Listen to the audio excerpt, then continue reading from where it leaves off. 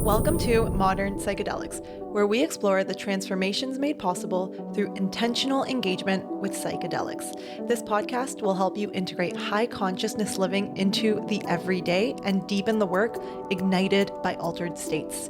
You can expect balanced and grounded conversations around therapeutic, ceremonial, and recreational containers. My name is Lana Pribic, your host and guide. I am a 3-time certified professional life coach, and I work with people who want to integrate higher levels of consciousness into their daily lives so they can feel more peace, fulfillment, and connection. After all, our time here on Earth is so brief, so let's make sure we're really living. The song you hear is called Lost Horizon by Peace Sign. All right, let's journey. Hello and welcome back. I hope that you are very happy, as I am, to be hearing a new episode of the show because I've been on a little bit of a summer hiatus, a summer break. Summer has been absolutely summering over here. I actually just recorded a subscribers only solo episode to give a little bit of a life update. There's a lot that's been going on, and I really give an intimate little look into what's been happening, where work is going, how integration is going, all the things that are shaking up for me and all the ways that life is very much surprising me at this time and everything that's been happening while I've been on this break. So if you're into that, go check out the subscribers only July episode here on Spotify. It was actually released today on August 5th. So check that out. For only $4.99 a month, you can support the show, which goes a long way for me. But we are here today to talk about and celebrate the amazing guest of the Modern Psychedelics podcast today, the very radiant, very wise, and wildly creative Karis Malszecki. Karis is a Toronto-based filmmaker and entrepreneur, and she brings stories to life across digital media, film, television, and music videos.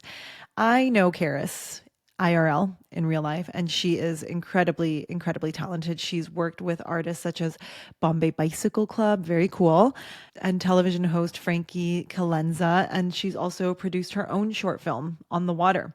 She's driven by curiosity and integrity. She's just so open, so sweet. She was actually a perfect candidate for my coaching container, and Karis collaborates on international productions and campaigns while building meaningful connections with other visionary creators from all walks of life. So in this episode of The Journey, which is episode 6, I think, of The Journey, Karis shares about her journey through 6 months of core energy coaching with me and how it helped her transmute the stress, burnout, and people pleasing that she was living in into the agency, the creativity, the authenticity, the peace, the alignment that was already there within her, just waiting to come out.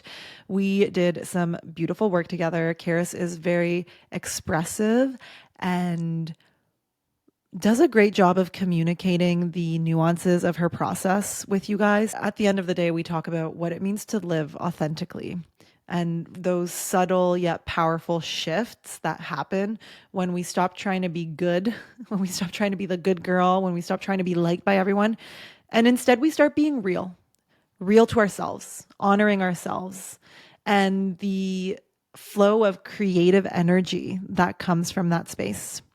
And she also talks about how she now relates to her creativity from a place of flow and presence and joy. And it's a beautiful conversation, not just for artists and creatives, which I think we honestly all are, but if you've ever felt like you were living your life for others, or you're craving more creative freedom, emotional alignment, spaciousness in your life, I think this episode will land deeply. Karis is very relatable, and I think you will see a little bit of yourself in her if you are a fan of what we're doing here in this corner of the internet. So let's dive in. But before we get to Karis, I do want to share with you guys about the sponsor of today's episode, Happy Mushrooms. I'm so happy to know about Happy Mushrooms because for me, I think it's important to have a safe, sovereign supply of my own medicine at a reasonable cost, especially when it comes to mushrooms. They're so easy to grow. They're so much cheaper to grow. And honestly, it's really fun to grow your own mushrooms and give them to your friends and tell them that you grew them, or, do a ceremony on mushrooms that you grew. It's more accessible than you might think to grow your own mushrooms. And yes, of course, I'm talking about, those trippy, bendy mushrooms that we all love. I was genuinely thrilled when Happy Mushrooms reached out to me. It's a totally done for you grow kit that makes cultivating your own sacred medicine very easy. There's no spores, no expensive equipment, no lab setup. You don't even need to open the bag. You just place the kit somewhere with ambient light, good air circulation, and you let nature do its thing. And then in just 3 weeks, you'll be harvesting your own mushrooms up to 56 grams or 2 full ounces, which is over a $500 value. I mean, I don't know how many mushrooms you guys are doing, but that's a supply that will last as long as you store it properly, and they can last for a few years. So this is all from a simple, discreet, ready to grow kit. So whether you're deepening your healing journey or you simply want more sovereignty in your practice, growing your own mushrooms is a powerful way to take your path into your own hands. So there's nothing technical. Again, no touching, no spraying, no stress, no syringes, just patience that's rewarded with abundance. So if you're curious about growing your own supply, this is your sign. Visit happymushrooms.com to learn more to get started. And they were kind enough to give Modern Psychedelics listeners 15% off with the code LANA15. So that's happymushrooms.com and LANA15 at checkout to get your stress-free, ready to grow mushroom kit. I know you guys are going to enjoy that. Let me know if you end up ordering some and how that goes for you. So without a further ado, let's get into this episode with Karis. Hello, everyone. Welcome back to the show. I'm here with Karis Malszecki, a dear friend, past coaching client, and she's here today to share all about her own journey. So yeah, welcome to the show, Karis. Thank you so much for having me, Lana. I'm very happy to be here. I listen to a lot of modern psychedelics, and it's so cool to be on the show. Yeah, we love that full circle moment. So yeah, just to get started and warmed up, introduce yourself to the audience. Tell them a little bit about who you are and all the amazing things that you're doing in the world. So I live in Toronto. I travel a lot for work. I'm a creative. I mainly work in video and also in a little bit of creative strategy. And I'm also very invested in like music and culture in my personal time. And I just tend to be that person that knows everyone has 6 degrees of separation. And I spend as much time as I can, you know, visiting other countries and expanding my network. Yeah. Great introduction. I feel like that's a really good explanation of your energy and all the things you have your hands in. Yeah, you were just traveling in Vietnam and working over there, right? And Yeah, that's like pretty common for you to just take off, do a cool job somewhere cool, and then stay there for a while. yeah. I'm so grateful to have clients and the opportunity to travel for various reasons around like video production. And I'll usually try to tag on a little bit more travel if I can, because it's going out to a place like Vietnam, you might as well stay a little bit longer. For sure. Yeah, I think that the creative part of you is probably something we're going to dig into a lot today because I know a lot of people listening are wanting to relate to their creativity in a more powerful way. And you are someone who is just so tapped into her creativity. So we will definitely circle back to that. But before we get there, can you take us back to what was it, about a year ago, probably, when you started thinking about applying for coaching and working with a coach? Where were you at and what was going on? What made you say, like, I think it's time for me to work with a coach? Yeah, I think I had a lot of changes happening in my life about a year ago.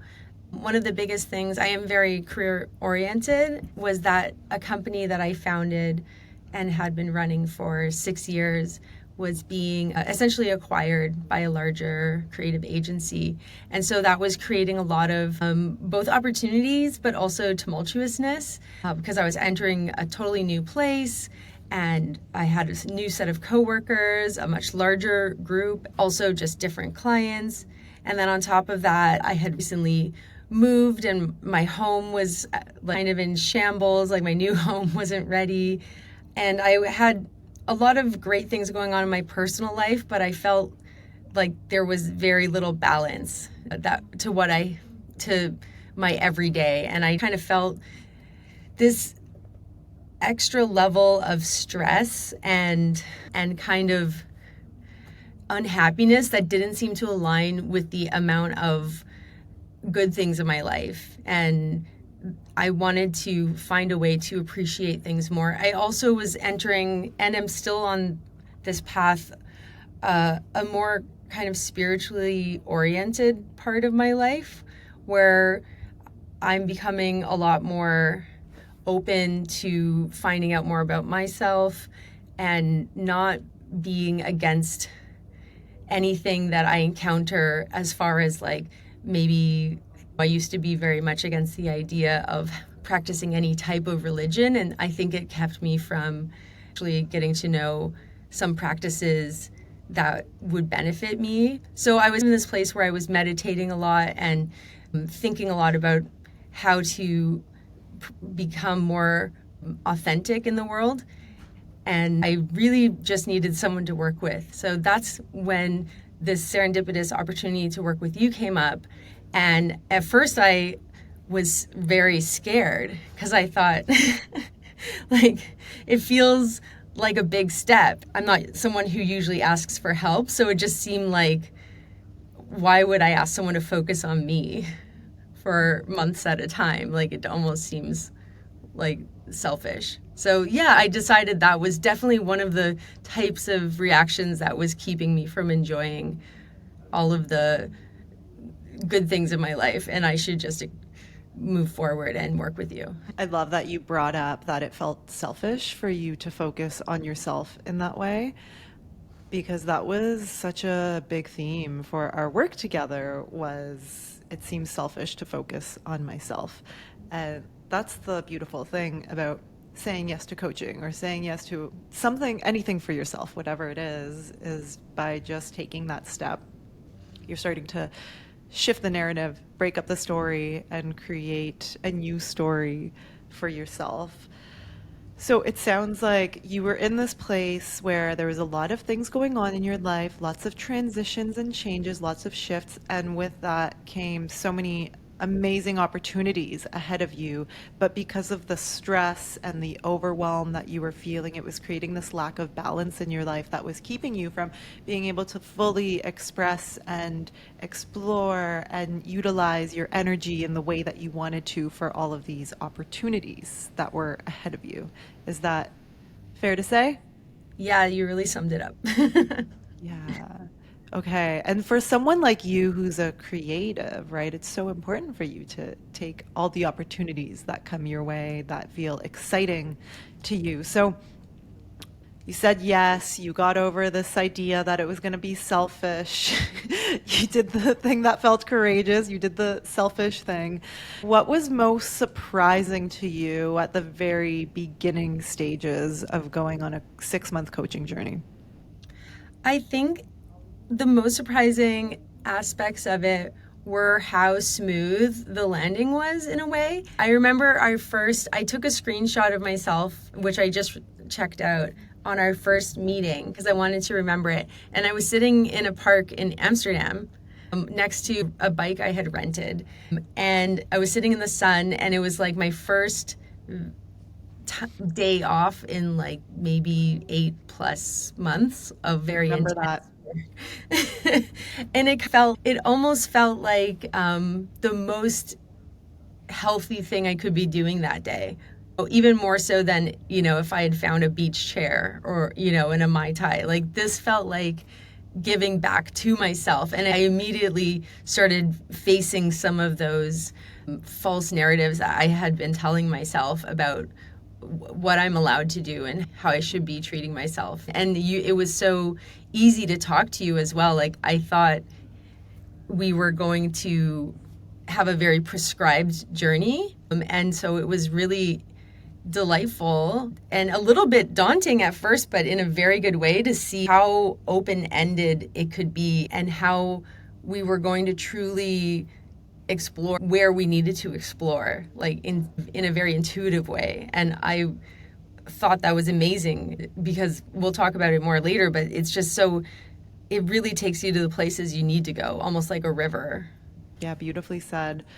I think a lot of people are surprised by that because when they hire a coach, they're like, well, you're here to coach me. You're here to tell me what to do. You're here to guide me and in some way maybe give me some answers. And then within that first, I don't think it was even our first coaching session. It was just the ELI. It sounds like you were starting to realize like, oh, okay, we have a map, but we're not really sure where we're going. We have some tools. I know that Lana has some tools. I'm not really sure when she's going to use them or how she's going to use them, but basically we're going on this adventure to find out a little bit more about who I am and how I'm holding myself back and what I really want in life. And that's what coaching is all about. Yeah, I think it's almost like granting yourself the time to actually think about these things and with someone there to both help shepherd some of it, but also reflect and also just hold space. Like, I am getting better at doing that for myself now after coaching. But it didn't occur to me until I did the ELI test that I hadn't thought about myself very much in a long time. Yeah. Yeah, so there were some of those narratives that were starting to surface for you already, like you were questioning, is this way of thinking about taking care of myself, it being selfish, you know, what is that? Is that something that's useful for me, right? It's coaching is that space where we can bring that to the surface, bring that stuff that's on the back burner to the front burner, and just really look at it with curiosity and openness and non-attachment. And it's really gentle, isn't it? And so that was kind of one of those narratives that was surfacing for you. What else was coming up for you in those early days around like how you might be, yeah, getting in your own way or maybe not even fully aligned with your authenticity or yeah, what was coming up for you? I think it was really interesting. One area that I still think about sometimes is the idea of accepting some of the things about myself that I thought were bad that I'm constantly worrying about, such if I have any kind of anger or negativity, it was just talking about it as a normal part of life and energy and thinking about the fact that all of this is transmutable in different ways and is also not a bad thing. I think that was something that really struck me. Yeah, and then also I think just being able to talk through both very recent things that were going on and giving them some thought in combination with lifelong veins of thought or historical stuff was extremely helpful because I found that we started to create a new understanding. And finally, especially like the wheel of life, I really like doing that assessment because it was so interesting. It's just such a simple concept like numbers and an area of your life and so on. And then when you start to think about it, it's like your entire world. And I was actually able to focus on areas with that as the kind of the backdrop. And it was really interesting to see how things changed when we went back to it months later. Those are just a few off the top of my head. Yeah, what really stood out to me was how you were talking about how you were starting to realize that these states of being, such as anger, right, were transmutable. They weren't something that had to be so solid, right? You could transmute them, you could move them. And I also really liked how you were talking about how we were creating a new understanding for even historical stuff in your life. And you're someone who, if I may share this about you to the audience, you've seen therapists in the past, right? And usually therapy is the place where we deal with the more historical stuff. Can you tell people who are listening who have never done coaching what your experience was like of working in a therapeutic container and then working in a coaching container, what were some of those differences for you? And what was maybe supportive about the therapeutic container? And then what was maybe supportive about the coaching container for you? Yeah, I really enjoyed how the coaching container is for me a place where I can move around and have, in some ways I was applying our coaching container world to very concrete things, and also really thinking about stuff like my behavior and my mindset, and reevaluating different aspects of my life through our conversation. And then the therapeutic container for me involved a lot of assessing some of my past pain and trying to find ways of understanding that would allow any of that past pain to move more firmly into the past. So it felt like very different to me. Mm-hmm. Yeah. Yeah. Thanks for sharing that. So, authenticity was something that we all worked on. Who is Karis? What does Karis show up as when she's, fully herself? So, I want to start off this part of the conversation by asking you, how did your understanding of authenticity change or evolve? I think I had an idea of authenticity before as being something that you achieve, like almost a form of purity, and it's something that you have to work towards and that you don't have or you have. And in some way is like a personal or moral failing. And I think that way of looking at it was what was holding me back. And in a way, it was almost like, for lack of a better description, it was like actually needed to try way less hard and just kind of be. And at the same time, especially through our coaching, I found myself a lot less invested in my impressions of other people's opinion. And even with some of any kind of direct feedback, being able to have my own identity and personhood be itself and not have to be moved by anything around me. And I think that's the kind of authenticity that I hadn't expected to find. It was like, oh, just turn in this direction. There's the authenticity. And also, I think there's an enjoyment in feeling authentic even when things are hard, and accepting myself more fully, and also people around me, to allow for much more authentic interactions and just day-to-day living. So that's something that I think we cross many bridges to get there.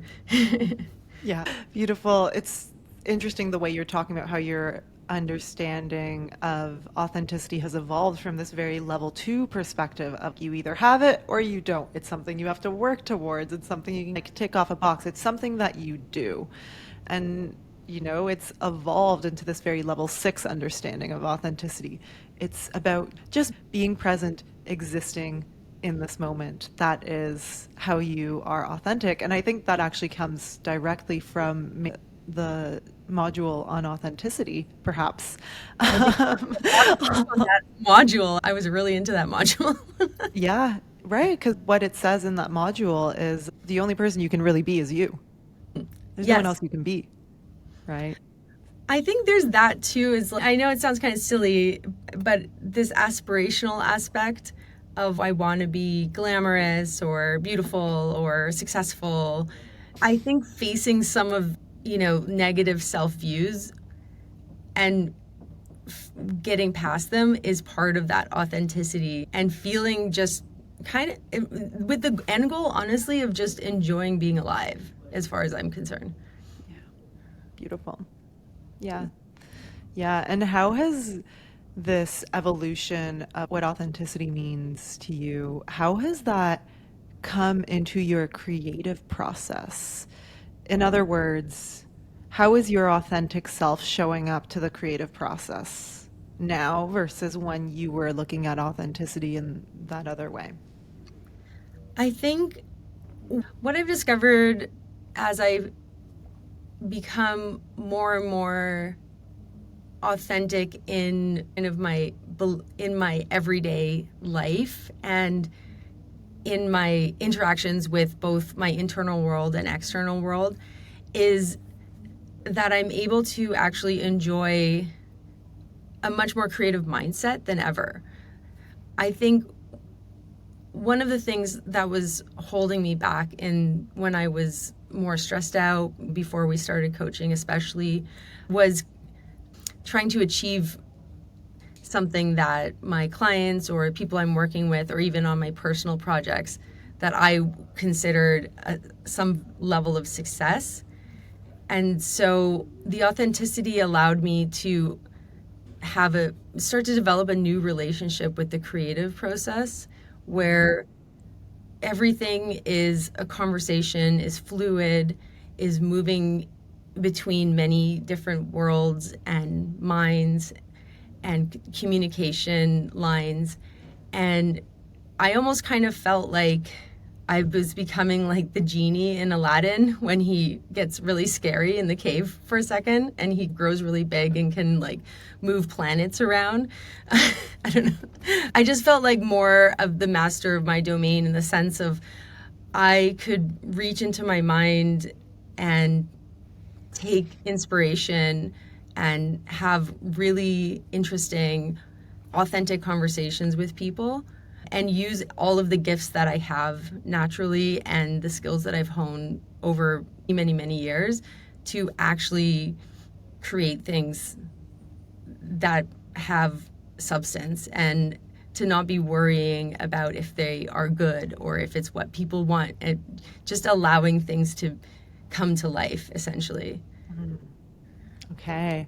And when you're kind of creating from that place, not that it's about the results, but what are the results? Like how do the things that you end up creating turn out for you? Yeah, I would say it's been better because I'm less afraid of failure. And so I can take a little bit more risk and also be a lot more honest. And we end up making amazing projects and having really unique experiences. For instance, one thing I found is that I tend to hold back on giving notes to collaborators.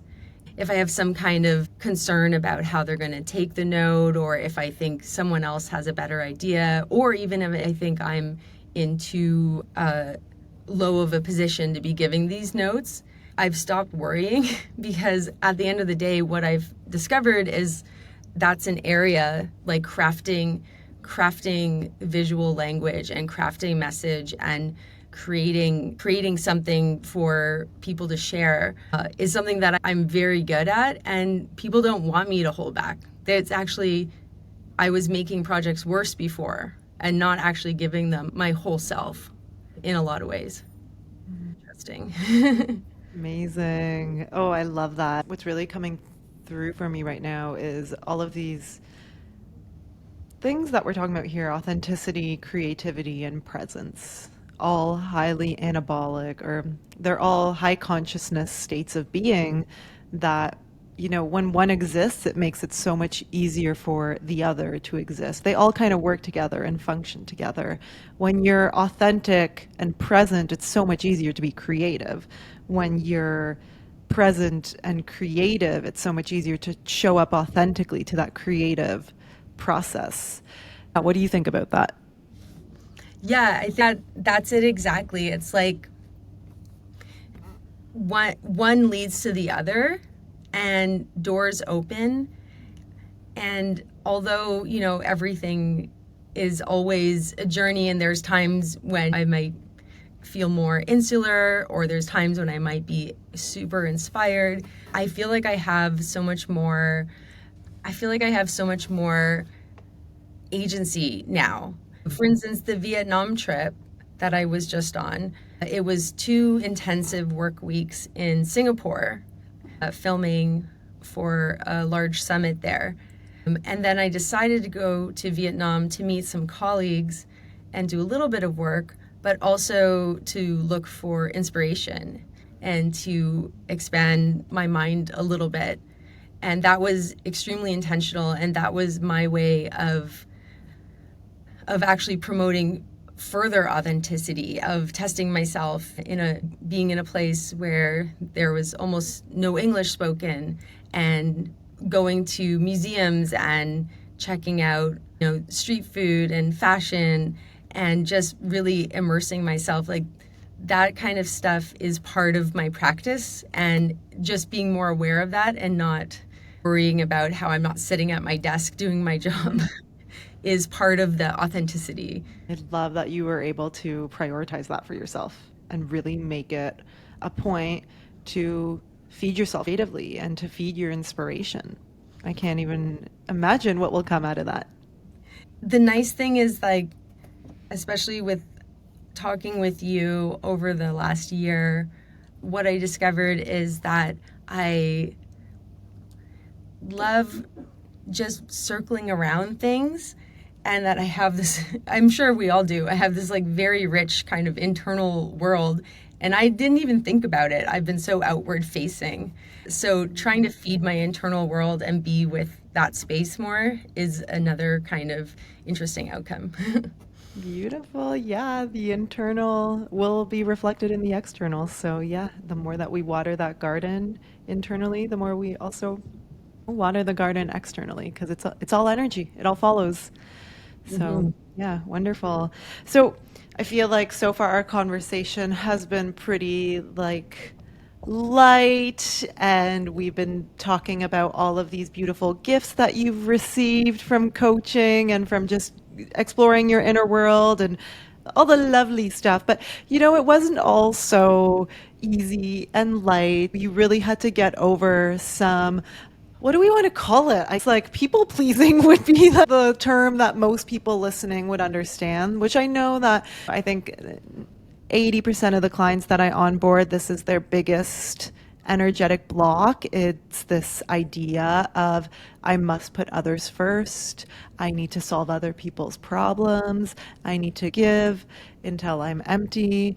I can't do anything for myself because that's selfish. I can't be selfish. I have to be a good girl. A lot of it is around religious upbringing. I work with a lot of clients with religious upbringings that have a lot of concepts and ideas about being selfish. So this is something that I just want to validate for both you, Karis, right now, who is so bravely and beautifully sharing her journey with people listening, but also to anyone else who's listening, who's working through these tendencies to put others much more before ourselves. So let's talk about that a little bit.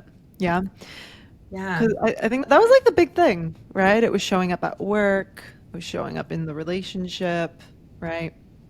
Yeah, it's funny because when we first started the coaching, I'll tell like a super short anecdote, is I went to a shiatsu session by a recommended shiatsu practitioner that same week. And this woman was a very direct Russian-born woman, and she moved me around on the table like I was a very beloved sack of potatoes. She was very strong. And she said to me at one point, I can tell by your body that you need to love yourself more because it feels like you're giving too much. And I was like, wow, was not expecting that.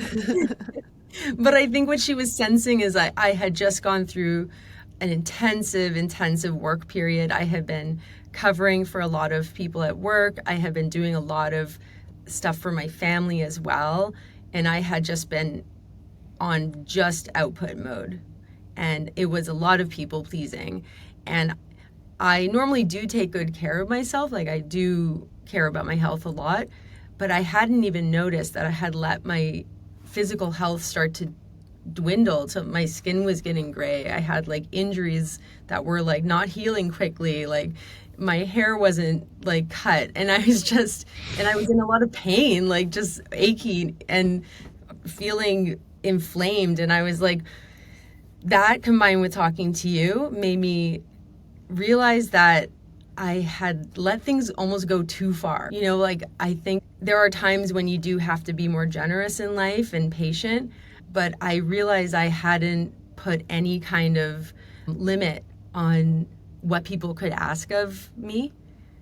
And I was getting to the point where I was almost bitter. Thankfully, I wasn't there yet, but I was very tired. And I realized a lot of the problems that I was having where someone was very rude to me or I didn't feel respected.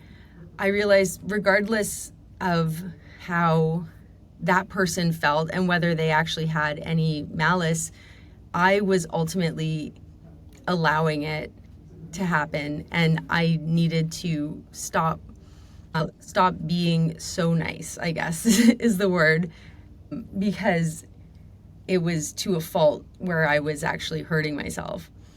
You had to take responsibility for being so nice. Did you know that your problems don't come from the situations or circumstances themselves? Your problems are likely coming from how you approach them. More specifically, your problems might be coming from the level of consciousness that you approach them with. It's pretty simple. Here's how it works. Anytime something happens to you, you can approach the situation from various levels of consciousness. You can come from a low level of consciousness that perpetuates the problem and keeps you stuck, drained, hopeless, and under stress. Or you can come from a high level of consciousness that helps you move forward because you can more easily tap into creative solutions and access your intuition. The good news is that at any given time, you can choose how you show up and therefore have a massive impact on how your life unfolds. The trick is to be aware of all of the options available to you, which most of us aren't. We're stuck in our default modes, which is why most of us feel stuck and unable to move forward. But that job that you hate, your codependent relationship, or the numbing anxiety of not knowing your purpose in life can be the exact thing that moves you forward and gives you clarity as long as you're approaching it from a high level of consciousness. In my coaching program, I'll help you become hyper aware of your current approach and help you shift to higher levels of consciousness. By addressing those unconscious energy blockages keeping you stuck, we unlock flow, acceptance, peace, and joy in life. And this isn't woo-woo. I use a research-validated coaching method that's benefited thousands worldwide. So whether you're corporate or spiritual or both, this approach offers practical integration into daily life, and it happens to pair brilliantly with psychedelics. High consciousness living is achievable every day, not just during psychedelic experiences. Psychedelics illuminate the path, but it's our job to walk it every day. My coaching program will provide you with a grounded and operational way to integrate high consciousness into your daily life. I am currently onboarding new clients into my practice, so if you'd like to learn more about the program, visit modernpsychedelics.net/coaching. And if you're ready to do this work, go ahead and apply now and book a discovery call with me at modernpsychedelics.net/apply. I'll have both of those links in the show notes for you. All right, let's get back to the episode. Yes. And I think I was confusing because I really wanted that like level 7 energy, and I really do appreciate all humans and animals and plants as well. I really do appreciate everyone's right to exist and genuinely want them to suffer less or have full lives. But I can't, as we were just saying, I can't help everyone and I can't solve everyone's problems. And there are going to be, times when I have to just step away from someone or something or speak up for myself. And I wasn't doing that. And I was living in a major imbalance because of it. Yeah. Yeah. And so we were exploring this possibility that helping others doesn't always have to come at the expense of yourself, right? Yeah, exactly. There's something that Marie Kondo said that I really loved because there's a really big gift giving culture in Japan. They give a lot more gifts than I think average. And so there's a lot of people who suffer from clutter in her clientele because they have too many gifts and they feel bad about giving them away because they're gifts and maybe they haven't been used, etc. And one of the things she wrote in her one of her books was they the person who gave you that gift did not give it to you in order for you to be burdened by it. That was Mm, not the intent of the gift. mm, And so that's something I think about sometimes where I don't give the gift of kindness to burden people. And I know that if people are accepting a kindness for me or I'm helping them, very few of them would accept it or be happy if they knew I was suffering mm. because of that. That's really powerful, right? Because, right, when you're helping someone from that empty cup or with that undertone of resentment or obligation, so that's all energy that can be in some way felt.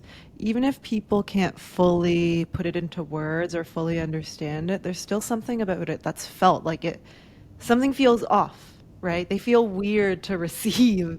Have you ever experienced that before where you're like, you can just tell something's off? The smile's there, the generosity's there, but it's that energy that's there and that's transferred, right? Yeah, I think that's partly, although I'm getting better with it, I often have a bit of an aversion to stuff like all like resorts or any kind of like heavy service place because even though it's just people's jobs and I'm happy for them to have work, I don't love the energy of lots of people who don't really want to be there trying to be nice to me.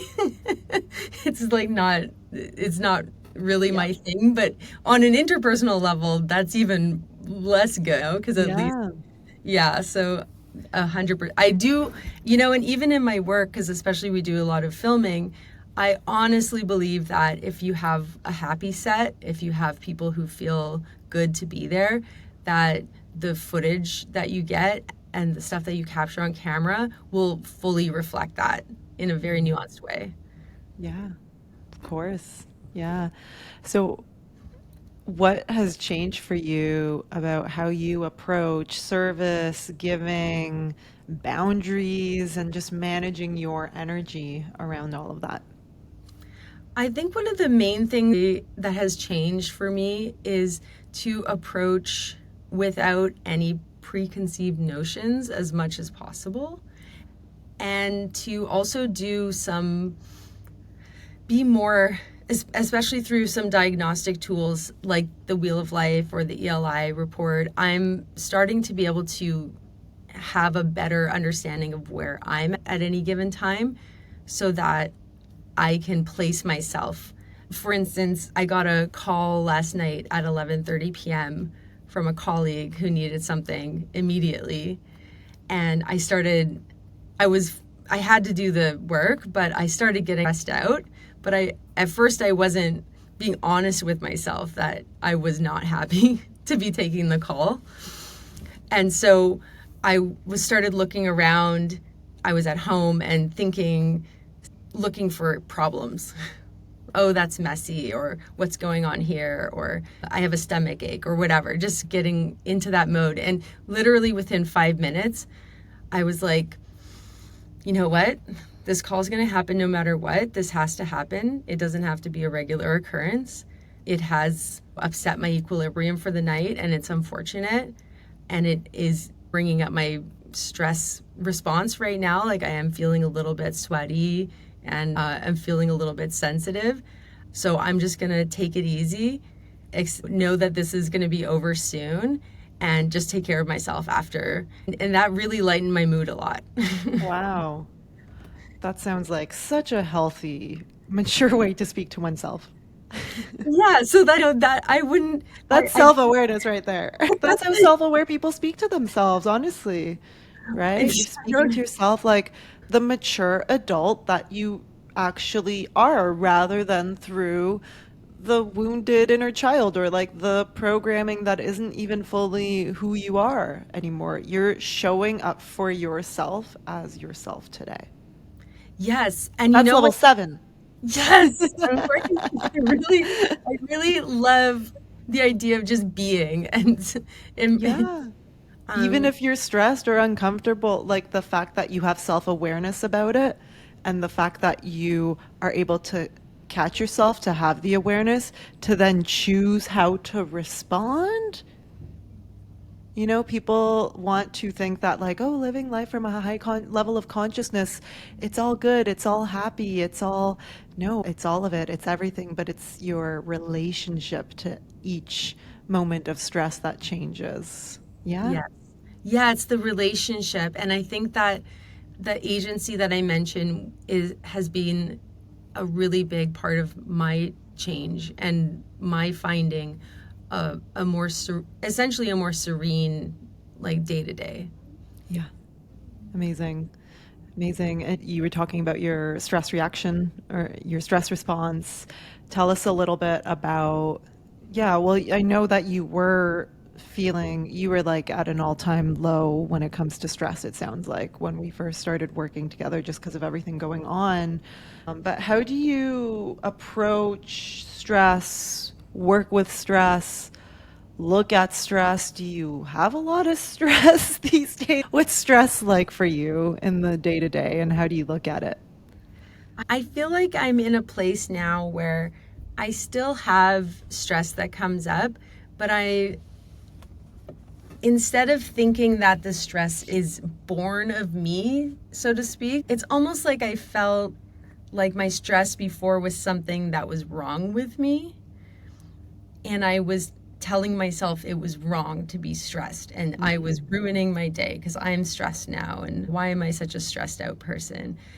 And starting to have a more of an ability to separate myself from the situation and and accept life as it is and myself as a being in the world, and realize also have a lot of compassion for myself and say something like receiving an emergency call 11:30 is a stressful thing to happen, and there's nothing wrong with feeling stressed. It's just that I don't have to accept that stress level. And I think what is happening now is I'm starting to craft the things that help me have a less stressed life into my into my daily life more and more. And I'm finding ways to manage any stress as it comes up rather than being at the how do I put it? Instead of being like under the control of whatever is happening around me. So I think there's also one big part of our coaching that I think kind of feeds into this in a very kind of unusual way is that one of the first things that I wanted to talk to you about was how to move through my new home without feeling stress. Because when we first started talking, as I alluded to at the beginning, I had just moved into a new place and there were boxes everywhere. I was moving in with my partner, and so we were dealing with the fact that we both had a whole apartment's worth of stuff in times two. And I was also just too occupied at work to be able to get everything sorted out and set up. And I'm a very kind of interior design oriented person. I really love having spaces where they reflect like personality and they're easy to move through. And so living in this space that I felt didn't reflect me was adding to my daily stress. And so we worked on kind of created a plan of what it would feel like to walk through the house and all of the things that I dreamed about. I ended up bringing to fruition just with a little bit of oversight by you and just checking in with me. And I think doing that in my physical space made me realize that I could do that in my mental space, spiritual space, and like in my life in general. And I have really, it's not about designing every single detail, but it's more about choosing and taking and not having to accept, not having to do everything that comes my way, getting away from that people pleasing as well. Not worrying about stuff like FOMO. No, I can't go Mm. to every party. I can't take every job. I can't be everyone's friend. Like you're choosing to focus on your home, and that's a choice you're making. Is that what Yeah, you like mean? I Yeah. stayed home a few weekends Huh. just to improve the space, paint a wall or organize my Yeah. mugs or something. And the dividends it paid were unreal because I feel literally every single day I look around whatever room I'm in and I feel like a little ping of joy. Yeah. So. Amazing. Yeah, your space is so cute. So And it's cute. not like for your listeners, it's not like I have a lot of money or anything. Like I worked with what I could and a lot of it secondhand, but I just made it feel good for me. Yeah. Yeah. Yeah, that was something that was really important to you, right? And I wonder, what was it that was like, because that's a bit of an unusual coaching topic that people come to. And sometimes I'll work with clients and we'll kind of start on the outside, exterior, outer stuff and kind of work our way in, if that makes sense. But I guess I just want to expand listeners' realm of possibilities for what coaching can actually help you with. What was it about moving into a new space, organizing it, making it cozy, and like prioritizing that like you had to bring to coaching? Like, why wasn't that just something that you could just figure out on your own? I think a lot of the things holding me back from having the type of home life and like personal space that would improve my daily life and just give me a certain level of peace. It was almost like the shell on all of the other things that I really needed to think about and talk about. I was not at home because I was too busy doing favors for people and I wasn't taking care of my space, or I I was having maybe negative thoughts about stuff and not thinking that I could just get up and change it easily, or even a sense of deserving of saying maybe I have like a smaller unattractive apartment but actually this place can be beautiful and I can really love living here and I don't have to accept a lower quality of life just because of this is what I have access to. I can enjoy the way like my lifestyle in Mm. any circumstance. I just was not I was spending too much time thinking about what I didn't have and what was stressing me out and not enough time on just moving through the actual reality that I lived in and just being there and being present. I love that. That's beautiful. So, what you're saying is that the home project, you said it was a shell for everything that was going on internally. It was almost like the external manifestation of the internal energetic system that you were operating within. Overextending yourself, low perception of choice, right? Deservingness, scarcity mindset. This was all attributed to your home project, but actually that was just like a magnifying glass that let us see like, oh, this is actually what's going on for Karis internally. And I've seen this before with clients too, like we're working on their business or like, something that's like a project. It's tangible, you can do it. And we're working on it, and then they get stuck and it's like, well, wherever you're stuck with this project is probably showing us where you're stuck overall in life. And Yeah. so what you actually made happen was a perception shift, a shift in consciousness from overextending obligation energy, let's call it maybe Yeah. obligation, scarcity, low perception of choice, into acceptance. This is what I have. Opportunity. This is a blank canvas. I can make it what I want. And presence. I'm just going to be here now. And also high level of choice. I'm going to choose to stay at home this weekend instead of going out to party because I want to live in a space that feels beautiful and functional to me. Yeah. And I think that all of that, it's a great example of that kind of river like journey that the coaching actually takes, which is you're open to wherever my mind needs to be, but we can one thing I found from all of our conversations, especially in the last 3 months when we were meeting regularly, was that we were more and more quickly able to sink into deeper layers.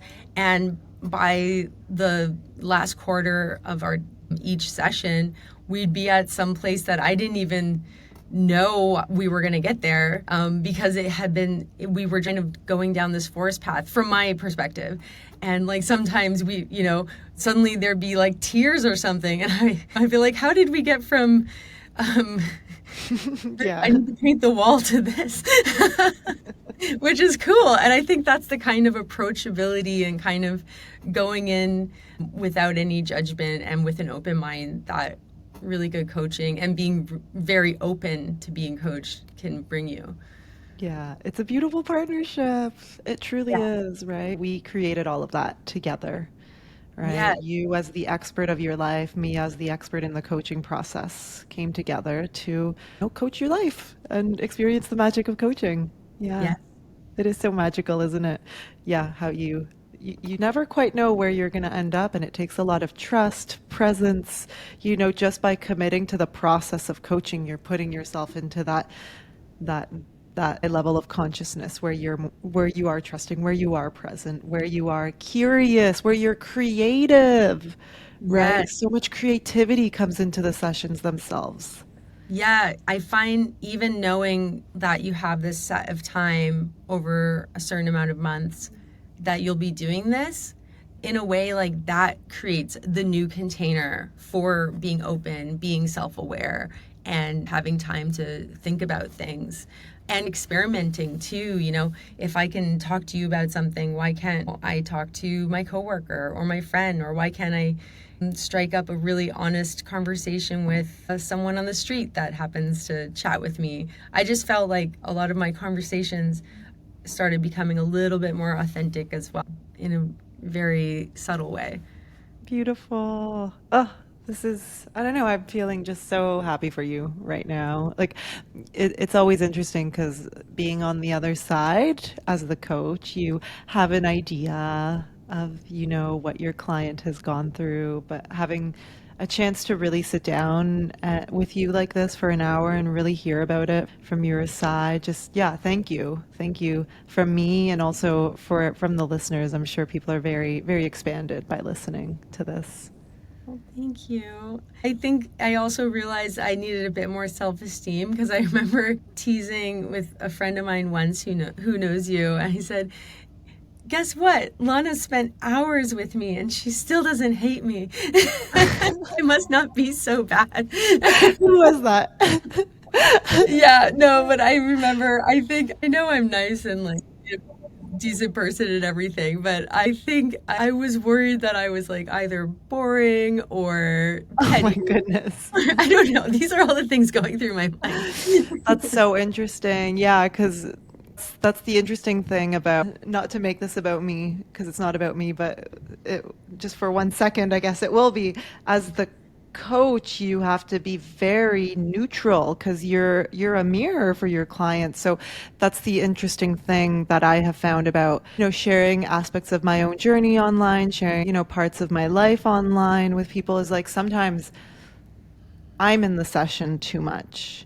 And so I think that's what separates really good coaches from average coaches, is as a really good coach, you have to know how to completely remove yourself from the session because the session is about the client. So yeah, I'm glad that we were able to get some good mirror work going for you, despite that, we already had a bit of a relationship prior to you stepping into the coaching world.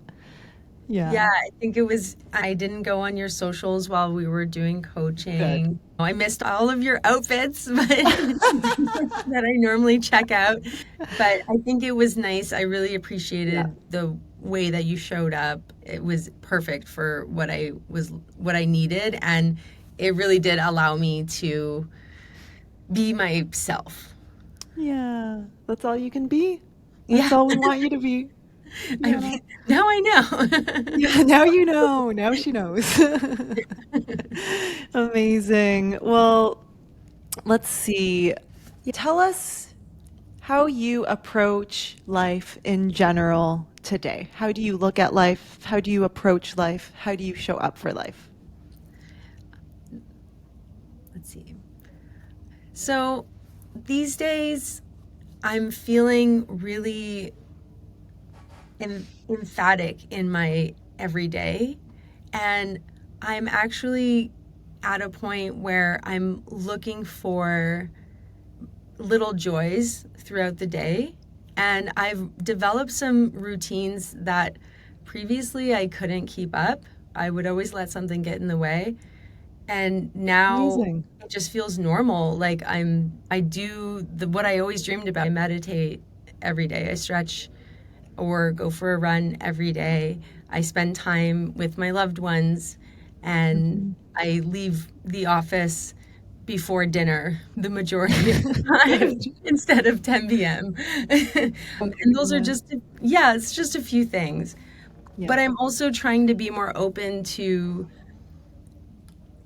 all of my experiences now, including in some ways I am starting with a new therapist in a week, and I haven't had a Mm. therapist for a little while now. But in some ways I feel like I'm feeling more whole than ever and more able to deal with any kinds of grief or stress because I'm facing them with more presence. So it's been, life lately has been quite lovely. Quite lovely. Amazing. And I always say it's not about what you do, it's not about meditating or yoga or whatever it is that you do, it's about how you do it and the energy behind it, right? Can you describe that energy that you're approaching life with? And I think you touched on it, right? You said there's more presence. That seems to be the core of it. But is there anything else you would say about like the energy that you're bringing to all of these amazing things that you do, both for yourself and for others? Yeah, I think I'm just experiencing fully, and I don't have that layer of kind of almost toxic self judgment anymore. And that has actually opened up, instead of being, for instance, the meditation, it's not like I'm doing my route. This is something that is, I'm very disciplined. It's more like I'm looking forward to spending more time with myself and expanding where I can go within my mind and within my presence. And so I'm actually starting to find ways to look forward to things more, and then also accepting. I'll tell one quick anecdote. I reconnected with a friend of mine who's a part of the Tibetan Buddhist community, and she had had a liver transplant recently. And she said to me, "Well, thankfully, I was raised Buddhist, so I didn't mind all the suffering. I just expected it and knew it was just going to be part of life." And so I Wow. got through the liver transplant. And I really resonated with her in a way, even though I'm not a practicing Buddhist, where I feel like I'm much more accepting of whatever experiences come, both good and bad. And I'm not seeking constant positivity or relief. I'm actually just living now. Yeah. So simple, right? So simple. Beautiful. Beautiful. And last question, what would you say to someone who's listening and considering working with a coach, with a consciousness and energy coach specifically? Yeah, I would say that it is definitely a great path for me, and I would recommend it for people who are ready to dive in to themselves. And you don't have to feel ready, you don't have to feel like you have the time. I think just starting is the best route, because I always think I'm too busy for everything, and I didn't know that was just part of the lens I was living with at that time. Yeah. Damn, Karis, nothing gets past you anymore. Yeah, it's truly all about the lens, right? Yeah. Yeah, and Yeah. we talked about so many of the lenses today that have shifted for you, but that's truly what life is. Life is an optical illusion, right? It's all about the lens that we are seeing life through. Thank you so much. Any last words that you'd like to share with the listeners before we let you go today? I just wanted to thank you for having me on the show. And please let me know if you ever want me back. Of course.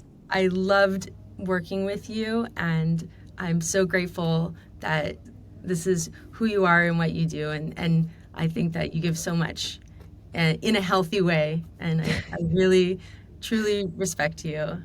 Oh, thank you so much, Karis. I truly respect you too and just look up to you so much as, yeah, especially as a creative, yeah, in the way Oh. that you care and love so deeply. It's beautiful. Yeah, Yeah. maybe that's the biggest shift is instead of feeling like I had to show people I'm nice, I'm not afraid to show people how much I care. Yeah. And that's just who you are. That's just you being you. Yeah. Yeah. So much more powerful than that force, showing up with that force, because underneath all of that was just your natural love and care that can just effortlessly shine and be without the Yes. story, without the narrative. It just is. Yeah, the effortlessness. That's, if to answer your earlier question, I'm living effortlessly now. Beautiful. Oh, I just got chills. Thank you so much for taking the time to record this. Yeah, thank you. Thank you so much for having me. Of course. Thank you so much for listening to and supporting the show. To stay in touch, sign up for my mailing list, which can be found in the show notes or on modernpsychedelics.net. If this episode sparked something within, please let me know by leaving a review of the Modern Psychedelics podcast on Apple and Spotify. This really helps to share these messages with those who need them, which is the whole reason why I do what I do. And if you haven't already, come join the ongoing conversation over on Instagram with other beautiful souls. We have an incredible and conscious community over at the handle Modern Psychedelics. And don't forget that the work begins after you come back down to earth. And I'm standing shoulder to shoulder, doing it with you.